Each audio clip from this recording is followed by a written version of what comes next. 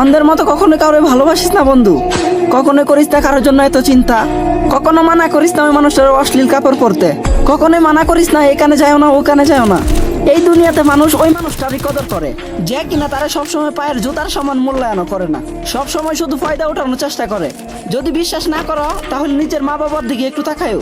প্রত্যেকটা মা বাবাই তার ছেলে মেয়েদের জন্য কতটুকু চিন্তা করে, কত কি লাগবো না লাগবো, কোন জিনিসে তার কষ্ট হবে, কোন জিনিসে অসুবিধা, সবকিছুর নজর রাখে।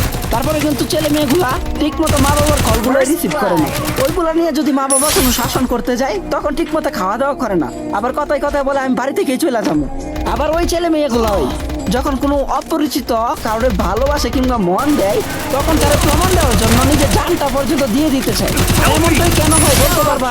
কারণ এটা দুনিয়া, এখানে যখন কেউ সহজে কোনো জিনিস পাইয়া যায়, এটা যে কোনো জিনিসই হোক না কেন, ওই জিনিসটার কদর কখনোই করে না। আমি তোরে এটা বলতে চাইতেছি না যে তুই ওই মানুষটারে ভালোবাসিস না, ওই মানুষটারে তুই চাইরা দে।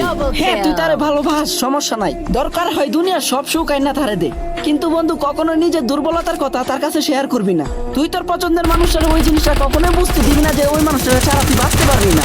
আর যদি কখনো ওই মানুষটা বুঝা যায় যে তুই তারে ছাড়া বাঁচতে পারবি না, তাহলে কসম ওই মানুষটা তোরে কখনোই বাঁচতে দিব না।